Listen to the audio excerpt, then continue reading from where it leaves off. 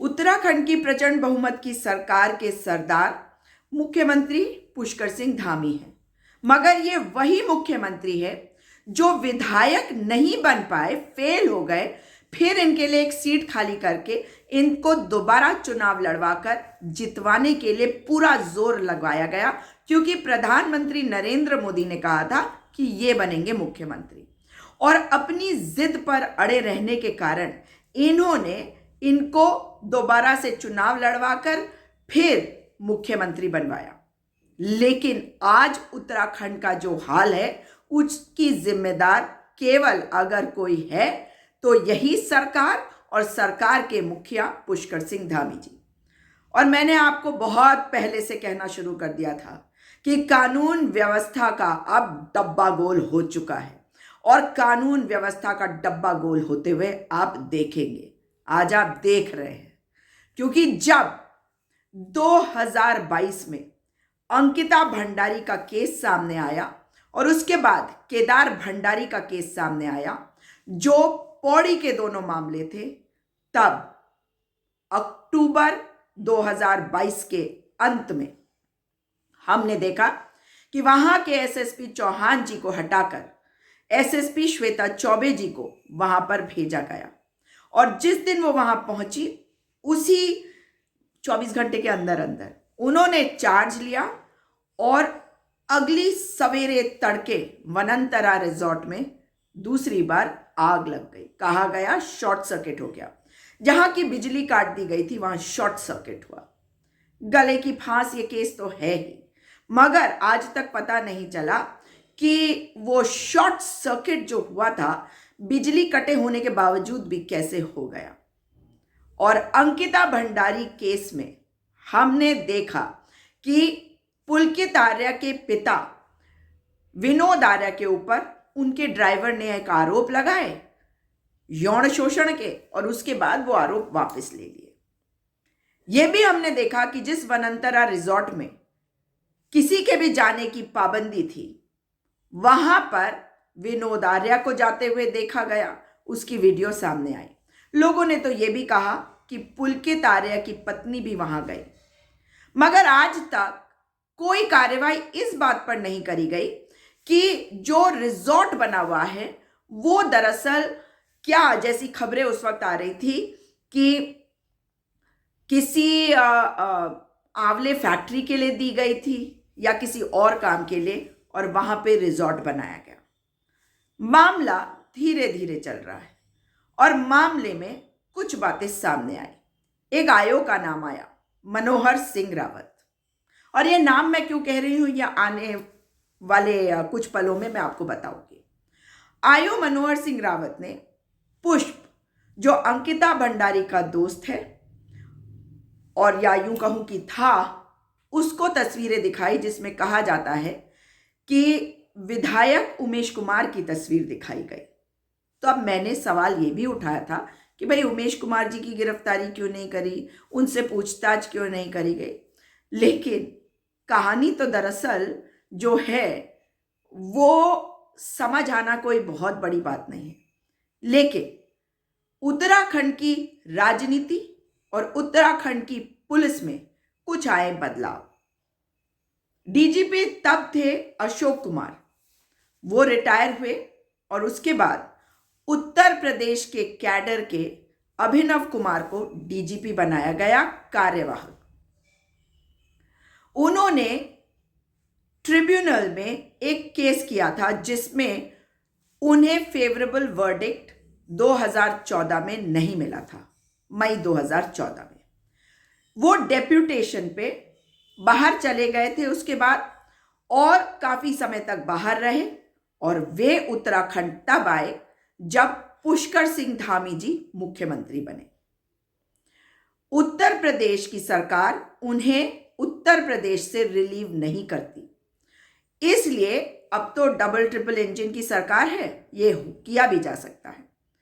इसलिए सवाल तो रहेंगे, मगर आज जब उनके ऊपर हर तरफ से सवाल उठ रहे हैं, क्योंकि कानून व्यवस्था अगर ध्वस्त थी, डीजीपी अशोक कुमार के रहते, तब भी कहा जाता था कि अगर पूरे सिस्टम को किसी ने अपने हाथ में लिया हुआ है तो वो उस समय एडीजीपी और अब डीजीपी कार्यवाहक उत्तर प्रदेश कैडर के अभिनव कुमार। डीजीपी अभिनव कुमार के ऊपर बहुत सारे आरोप भी लगे। आशुतोष नेगी, जिनकी तस्वीरें आपने तब देखी होंगी जिस वक्त अंकिता भंडारी नहीं मिल रही थी और उसके पिताजी के साथ पुलिस दुर्व्यवहार कर रही थी, जबकि विनोद आर्या को अंदर बैठाकर उनसे बात कर रही थी। और आज जो खबर आई है आशुतोष नेगी जी के बारे में, वो मुझे हैरान नहीं करती। वो मुझे हैरान इसलिए नहीं करती क्योंकि मैंने भी 2009 से बार बार आरोप लगाए थे पुलिस के ऊपर कि मेरे एक मामले में जो प्रॉपर्टी से रिलेटेड मामला था उसमें पुलिस वाले हस्तक्षेप कर रहे थे। मैंने तब रिटन कंप्लेंट दी थी पुलिस शिकायत केंद्र में। श्वेता चौबे जो तब सीओ मसूरी थी, उनके खिलाफ, जो आयोग का नाम लिया मनोहर सिंह रावत, उसके खिलाफ, और ऐसे 6-7 और पुलिस वाले, 3 उसमें से एसएचओ राजपुर थाना थे। और तब भी मैंने बार बार आरोप लगाए थे कि अभिनव कुमार इस पूरे मैटर में जांच को प्रभावित कर रहे हैं। मैं उनसे कई बार मिली और उनका रुख देखकर मुझे पता था कि अगर मेरे केस में कार्रवाई नहीं हो रही है तो वो उसका एकमात्र कारण है कि पुलिस ने ये निर्णय ले लिया है कि हम वो करेंगे जो हमें करना है। कोई कानून को फॉलो नहीं करना, कोई नियम कायदे को फॉलो नहीं करना। और उस वक्त मेरा ये नुकसान नहीं कर पाए। हां, मेरे 4 साल या 5 साल जरूर इन्होंने खराब किए, लेकिन इन्होंने सोचा था कि मैं डर जाऊंगी, मैं चुप हो जाऊंगी। मगर उसी दौरान मैंने अपनी वकालत की पढ़ाई करी और उसी वक्त मैंने एक आरटीआई एक्टिविस्ट के रूप में कार्य भी किया। जिस इंसान को यह नहीं पता था उस समय कि अगर कोई बात हो जाए तो आपको कौन सा नंबर डायल करना चाहिए। उड़ते उड़ते तो सबको पता होता है 100 नंबर या 108 एम्बुलेंस का, लेकिन फिर भी कभी करना नहीं पड़ा था। पुलिस वालों के कारण, इस सिस्टम से लड़ने के कारण मैंने पुलिस थाने में कौन कौन से रजिस्टर होते हैं वो तक सीखा, पढ़ा और जाना। यही श्वेता चौबे जी के ऊपर मैंने आरोप लगाए थे कि इन्होंने एक एक्सीडेंट के मुकदमे में मुझे फंसाने की कोशिश करी। मुझे नहीं फंसा पाए तो मेरे पति को फंसाने की कोशिश करी। और एक ही तारीख में मेरे पति, जिनके ऊपर ये आरोप लगा रहे थे, ये फंसा रहे थे, वो कोर्ट के कारण बच के निकल के आए। अब इसमें एक मजेदार बात बताती हूं। जब ये हुआ तब पुलिस वालों ने देखा कि मेरा केस बहुत मजबूत हो गया पुलिस शिकायत प्राधिकरण में, क्योंकि मेरे आरोप पुलिस पर सही सिद्ध हो रहे थे कि ये मुझे झूठे मुकदमों में, मेरे पति को झूठे मुकदमों में फंसा रहे हैं। और तब ना कोई कंप्लेनेंट आया जिस मुकदमे में ये मुझे फंसाने की कोशिश कर रहे थे, मगर पुलिस वालों ने कोर्ट के ऑर्डर के खिलाफ रिवीजन दाखिल करी, उसमें भी ये हार गए। और मैंने ये सीखा कि मैं तो सशक्त हूं, मैं तो पढ़ी लिखी हूं और मेरा तो ये कुछ नहीं बिगाड़ पाए, पूरी कोशिश करने के बाद भी, पूरा सिस्टम इस्तेमाल करने के बाद भी। पर मेरे रहते, मेरे सामने अगर किसी के साथ भी कोई भी गलत करेगा तो हां, मैं लड़ूंगी भी, उस आवाज को उठाऊंगी भी और उसके खिलाफ और इनके खिलाफ बोलूंगी। और मुझे यह पता है कि एक ऐसा व्यक्ति जिसे पुलिस थाना कोर्ट कचहरी उसे कुछ नहीं पता था और पुलिस सिस्टम से लड़ते लड़ते सब कुछ सीख लिया होगा, तो आप समझ सकते हैं कि किस हद तक गिरी होगी उत्तराखंड की पुलिस। और ये वही पुलिस है जो आपको रणवीर एनकाउंटर की याद दिलाता है, और ये वही पुलिस है जो काम इस लिए करता है कि इनकी पहचान किसके साथ है और किसको बचाना है। एक आईजी लॉ एंड ऑर्डर या एडीजीपी लॉ एंड ऑर्डर थे, अब रिटायर हो चुके हैं, कश्मीरी कॉलोनी में रहते हैं। उनसे मुलाकात करने गई, तब भी आरोप लगाए थे कि जो आपका डेप्यूटेशन पे गया हुआ ऑफिसर दिल्ली में है, जो उत्तराखंड के काडर का नहीं है, वो जांच को प्रभावित कर रहा है। और इसलिए मैंने उनसे कहा था कि जो सीओ के ऊपर मैंने आरोप लगाए हैं, उन आरोपों को आप उनकी जांच करवाए, लेकिन साथ में जो ऑफिसर आपका डेप्यूटेशन पे बाहर गया हुआ है आईपीएस, ये भी देखें कि वो जांच को प्रभावित ना करे। तब उन्होंने कहा वो 2 साल से बाहर है। मैंने तब भी कहा था कि वही इन्वॉल्व है। मैंने तब के चीफ सेक्रेटरी को भी यही बात कही थी कि वही इन्वॉल्व है, वो कहीं पे भी हो, वो इन्वॉल्व है। वो क्यों इन्वॉल्व था? मेरा आरोप क्या था? मेरा आरोप था कि क्योंकि वो मेरे पति के चाचा के बेटे के साथ पड़ा हुआ है, इसलिए वो उनकी मदद करने के लिए मुझे प्रताड़ित कर रहा है, मुझे और मेरे पति को फंसा रहा है। और ये बात मैंने बार बार कही थी। और जब मैंने देखा कि केदार भंडारी और अंकिता भंडारी दोनों के केसेस में एसएसपी को बदला गया, श्वेता चौबे जी को भेजा गया और उनके नीचे मनोहर सिंह रावत एसआई था। हो सकता है कि वो चौहान जी के समय पे ही आयो हो, लेकिन वो था और वो आयो था इन दोनों मैटर्स का। तो मुझे तभी समझ में आ गया था कि मैटर जो है उसमें अब गड़बड़ होगी। हाई प्रोफाइल केसेस को ये ऐसे ही करते हैं। एक और आरोप की बात बताती हूं। पूर्व प्रधानमंत्री विश्वनाथ प्रताप सिंह जी की पोती ने भी आरोप लगाया था मौजूदा डीजीपी अभिनव कुमार के ऊपर, जो कंप्लेंट कही जाती है कि पीएमओ तक पहुंची। इसका मतलब यह है कि हाई प्रोफाइल मैटर्स जब आते हैं तब पुलिस नियम कायदों को भूल कर कार्रवाई करती है। और मैं ये इसलिए कह रही हूं क्योंकि आशुतोष नेगी आज अगर जेल पहुंचे हैं और जिस तरीके से पहुंचे हैं, ये पूरी की पूरी मोडस ऑपरेंडी मेरी देखी हुई है। मुझे नहीं पकड़ पाए थे, कोशिश इन्होंने बहुत करी थी, कोशिश बहुत करी थी, लेकिन अगर ये सोचते थे कि ये काइयापन करेंगे तो मैं सच्चाई के साथ लड़ रही थी। और इसीलिए आज जब आशुतोष नेगी जी को पकड़ा गया तो ये समझ में आ गया कि टाइमिंग भी सोच समझ के की गई, क्योंकि आज आशुतोष नेगी जी का जन्मदिन है। अंकिता भंडारी केस को लेकर वो बहुत मुखर है और ये मुद्दा राष्ट्रीय नहीं अंतर्राष्ट्रीय मुद्दा है।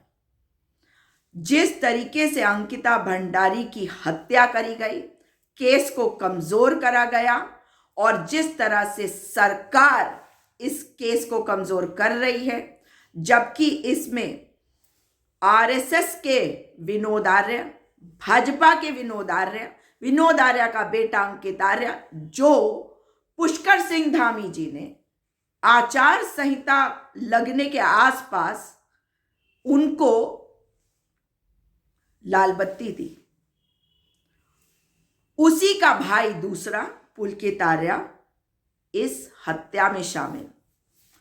और वनंतरा रिजॉर्ट पे वहां की विधायक रेणु बिष्ट ने बुलडोजर चलवाया। उसके पहले मुख्यमंत्री तो खुद मान रहे थे कि बुलडोजर चलवाया, मगर फिर ट्वीट हटाया।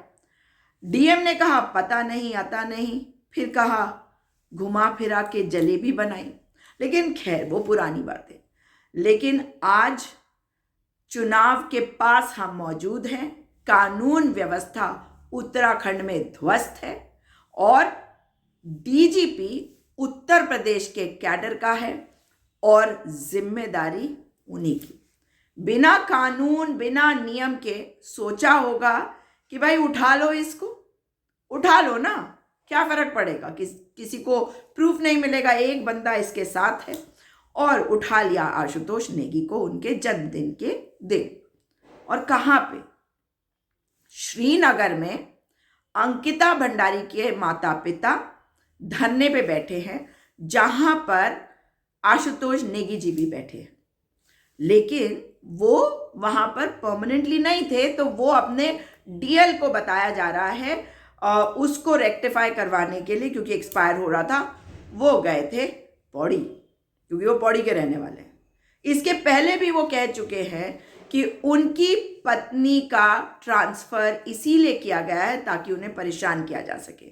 परेशान करने वाली वो टैक्टिक और वो मोडस ऑपरेंडी मालूम है, मगर परेशान तो पुलिस वाले ये समझ ले उन्हीं को कर सकते हैं जो परेशान होने को मजबूर हो जाते हैं। लेकिन जब आपने सोच ही लिया है कि भाई आप कुछ भी कर ले कोई फर्क नहीं पड़ेगा, तो ज़्यादा कुछ होगा नहीं। हाँ, एक चीज़ ज़रूर है कि जिस तरह से कुछ मैटर्स में ये सफल हो जाते हैं उनको मैनिपुलेट करने में, तो इनको बड़ी हिम्मत बढ़ जाती है। लेकिन आज सवाल ये है कि आशुतोष नेगी जी को कौन से मैटर में अरेस्ट किया, क्योंकि वो आवाज़ उठा रहे हैं अंकिता भंडारी केस में, इसलिए उनकी गिरफ्तारी एक दूसरे मैटर में हुई जिसमें कोई कोली जी हैं जिन्होंने वो केस किया। कोली जी कौन है? भारतीय जनता पार्टी के नेताजी हैं। और विनोद आर्या कौन है? भारतीय जनता पार्टी और आरएसएस का। और हत्यारा कौन है? वही भारतीय जनता पार्टी वाले के बेटा पुलकित आर्या है। और सरकार किसकी है? भारतीय जनता पार्टी की है। मुख्यमंत्री कौन बना रह सकता है और कैसे बना रह सकता है? जब तक भाजपा और आरएसएस में वो सामंजस्य बैठा सके और कोई मामला ब्लो अप ना हो। और वो है पुष्कर सिंह धामी जी। पुष्कर सिंह धामी जी जिस डीजीपी को लाए हैं उत्तराखंड के लिए, मेरा उनसे सवाल है कि नियम कायदों को एक तरफ करके आपने इन्हें डीजीपी बनाया और इतने सारे सवाल उठ रहे हैं, तो क्या ये अब आपकी जिम्मेदारी नहीं है कि डीजीपी साहब को बुलाकर उनसे पूछे कि आखिर ये सब क्या हो रहा है, या आपके निर्देशों पे हो रहा है, या आपको पता नहीं है? सारे सवाल हैं, उनके जवाब तो आप ही दे सकते हैं मुख्यमंत्री जी। लेकिन ये लोकतंत्र है, यहाँ पर आप आवाज़ दबाने की कोशिश करेंगे। और मोडस ऑपरेंडी में ये भी बताती हूँ, ये सोचते हैं कितना चिल्लाएगा, इसको अपने बच्चे भी पालने हैं, इसे अपने घर को भी देखना है, इसलिए इसकी आवाज़ को दबा दो। लेकिन आवाज़ को दबाना इतना आसान नहीं होता। और आज जब जनता जानना चाहती है कि अंकिता भंडारी का हत्यारा अब तक सजा क्यों नहीं पा रहा है, तो आंदोलन हो रहा है अजय कुमार संगठन मंत्री, जो सीधा आरएसएस से संबंधित होता है। संगठन मंत्री भारतीय जनता पार्टी के संगठन में हमेशा आरएसएस का बनाया जाता है। तो ये सवाल तो जरूर उठेगा कि आखिर अजय कुमार को क्यों बचाया जा रहा है, क्यों पुलिस जाकर पूछताछ भी करने को तैयार नहीं? अगर आरोप लगा है तो पूछताछ तो करेंगे। पहले आपका आयोग पुष्प को एक विधायक की फोटो दिखा देता, लेकिन उससे पूछताछ करने के लिए कोई पुलिस वाला नहीं जाता। भाई आपने किसी आधार पर वो फोटो दिखाई थी, लेकिन पूछताछ नहीं करेंगे, आप बस किसी और को इस्तेमाल करेंगे कि भाई तू इसको फंसा दे। तो आज जब आशुतोष नेगी जी को पकड़ के ले गए तो पहले तो लगा कि शायद इनको कोई अब पुलिस वाला बोल के उनको अगवा करके ले गया, और ये नहीं पता चल रहा था कि वे कहाँ गए। उसके बाद जब हल्ला मचा और शोर होने लगा, तब आशुतोष नेगी जी को कोर्ट में लाया गया। मगर ये कौन सा केस है? कोली वाला जो केस है उसमें पहले भी एक ऑर्डर हाई कोर्ट से पहुंचा हुआ है, ऐसा कहा जा रहा है डिस्ट्रिक्ट कोर्ट में। लेकिन अगर कोई मैटर हाई कोर्ट में चल रहा है और आयोग कहता है कि मुझे इसकी गिरफ्तारी करनी है, तो कोई तथ्य होगा। लेकिन फिर आप ये नहीं बताते कि आपने अरेस्ट किया है या नहीं। आपने सोचा कि हम 24 घंटे तो इसका जो है हम कर लेंगे काम, लेकिन आप कर नहीं पाए वो काम। और वैसे भी शनिवार नहीं है जो आपका फेवरेट दिन होता है, मैं कुछ खास पुलिस वालों को कह रही हूँ, जब ये गिरफ्तार करने की कोशिश करते हैं। लेकिन मुंह की तो ये खाएंगे, और मुंह की इसलिए खाएंगे कि नियम कायदे से चलेगा देश।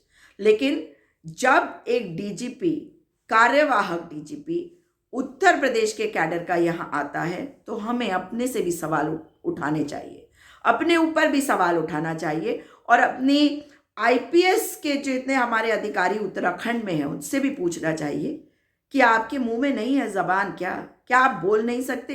कि आपके अंदर क्या वो काबिलियत नहीं है कि आपको उत्तराखंड कैडर मिला लेकिन आप डीजीपी नहीं बनाए जा सकते? आखिर क्यों? और हमें भी सोचना होगा कि मुख्यमंत्री, वो ठीक है कि कैसे भी चुन के आए, लेकिन मुख्यमंत्री तो आपके और मेरे भी है। और मुख्यमंत्री अगर एक ऐसे व्यक्ति को डीजीपी बना देता है जो उत्तर प्रदेश से लाया गया हो, जो ट्रिब्यूनल में केस हार चुका हो, वो भी 10 साल पहले 2014 मई में, तब क्या ये सवाल नहीं उठेंगे? एक और चीज, ये वही आज जो डीजीपी है ये वही है जब डॉक्टर शशि थरूर की पत्नी वाला केस आया था, तब भी इन्होंने बॉडी डिस्कवर करी। मतलब सोच के देखिए कि मतलब कोई सेंस बनता है इसमें। और सबसे पहले जाके पत्रकारों से इन्होंने बातचीत करी, और इनको ये काम करने का हमेशा से शौक है। मैंने पहले भी कहा था, मुख्यमंत्री जी सोच समझ के अपने आसपास लोगों को रखिए, सोच समझ के आप सिस्टम का इस्तेमाल करिए, वरना सिस्टम पलट के फिर आपको बताता है उसका नतीजा। लेकिन आशुतोष नेगी जी को इस तरह से उठा के ले जाना क्या सही था? कोर्ट ने उनको जुडिशियल कस्टडी में भेज दिया, और अब आगे देखा जाएगा कि क्या होगा। लेकिन ये बेहद निंदनीय है, ये बेहद कायरतापूर्ण है, ये बेहद शर्मनाक है उत्तराखंड के लिए। रणवीर केस के बाद अब हम जब ये देख रहे हैं तो आज वही वाला अध्याय दोहराया जाता हुआ दिख रहा है। जिस तरीके से उठा के ले गए पुलिस वाले, और उसको पूरी प्रक्रिया को क्या था कि उठा के ले गए और फिर जाके मारना पीटना था क्या? फिर आप बता नहीं रहे, उनके परिवार वाले पूछ रहे हैं, उनके मित्र पूछ रहे हैं, पत्रकार पूछ रहे हैं कि कहाँ है आशुतोष नेगी, कहाँ, बताने को तैयार नहीं। और फिर जब हल्ला होता है तब एसएसपी बयान देती हैं कि उनको अरेस्ट कर लिया गया है, और वो बता रही हैं कि कोई सीओ इसमें आयो है इस मैटर में। तो सीओ अगर आयो हैं और नियम कायदे के साथ नहीं चल रहे हैं तो वो भारतीय जनता पार्टी के शासनकाल में है, और भारतीय जनता पार्टी के शासनकाल में ही इस तरह से होता है। लेकिन मुख्यमंत्री जी, आपको फिर से सलाह दे रही हूं, आपने अपने पास जो पाल रखा है ना, ये जिंक्स है। जिंक्स का मतलब क्या होता है कि जिंक्स को क्या कहते होंगे कि मतलब इसके साथ ये जैसे पनौती शब्द, पनौती का मतलब क्लोज वर्ड जो है जिंक्स का, वो पनौती है, और आप जानते हैं कि उसका क्या मतलब होता है। और वो इसलिए पनौती नहीं है क्योंकि वो अंधविश्वास वाला पनौती है, वो इसलिए पनौती है क्योंकि वो अपने आप को बहुत ज़्यादा होशियार समझता है नहीं, समझता है। इसलिए कम से कम अपनी इज्जत का ख्याल तो करिए। मुख्यमंत्री हैं आप मेरे राज्य के। लेकिन देखा जाएगा कि कितना आपको समझ में आती है ये बात, कितनी आप कार्रवाई करते हैं और कितने कदम पीछे हटाते हैं। हाँ, अपनी कुर्सी बचाने के लिए बहुत कुछ करना पड़ता है, मोदी जी के चुनाव के लिए भी बहुत कुछ करना पड़ता है, लेकिन नियम कायदों की अनदेखी करेंगे तो जिस राज्य में आपको चुनाव आसान लग रहा था वो है नहीं, क्योंकि वो जो बेरोजगार है ना वो सड़क पे है। उसने भी मन बनाया है और नहीं बनाया तो आपका ये कृत्य भी वो देख रहा है। जोगेश्वर में जिस तरह से जागेश्वर में हो रहा है कि आप पेड़ काटेंगे, उसका रिव्यू करेंगे, वो नाटक नौटंकी मुझे सब पता है, क्योंकि आपके हाथ में कुछ नहीं है। अगर दिल्ली से आपको कहा गया है कि ये होना है तो वो होना है, वो डेवलपमेंट होना है, वो सड़क बननी है, वो पेड़ कटने हैं, आपके हाथ में कुछ नहीं है। लेकिन कम से कम जो दुनिया से चला गया उसके साथ अन्याय करना बंद करिए। इसी लड़ाई को लड़ रहे हैं राहुल गांधी, इसी अन्याय के खिलाफ लड़ रहे हैं राहुल गांधी। राहुल गांधी अंकिता भंडारी जैसे बच्चियों के लिए आज लड़ रहे हैं, और यही अन्याय है जो आज बेटियों के साथ भारतीय जनता पार्टी की सरकार कर रही है, और सिर्फ इसलिए क्योंकि अपनी जान बचानी है। क्या जान बचेगी इससे? जिसकी जान थी वो तो चली गई, अब जो कुर्सी पर बैठा है उसकी तो जिम्मेदारी होती है। मगर क्या करे, ज से जान गई और ज से जिम्मेदारी भी गई, है ना मुख्यमंत्री जी? पुलिस वालों को बुलाइए और ये पता लगाइए कि आखिर अपनी खिल्ली वो क्यों उड़वाना चाहते हैं। क्योंकि जब आपके सामने कोई सशक्त हो तो उसको तोड़ने की कोशिश ठीक है कि आप कर सकते हैं, लेकिन जब आप सीख जाएं कि इसमें बड़ा नुकसान है तो कदम पीछे हटा लेने चाहिए। बाकी आप काफ़ी समझदार हैं, उम्मीद कर रही हूँ कि समझदारी दिखाएंगे और अपनी पुलिस को कदम पीछे हटाने को कहेंगे। इस वीडियो को शेयर अवश्य करिएगा, क्योंकि जो सवाल हैं वो सवाल उठाए जाने चाहिए, और जो गलत करता है उसका नाम लेकर उस पर सवाल दागने चाहिए। जवाब मिले ना मिले वो पीछे तो हटेगा, और अब पीछे हटना पड़ेगा।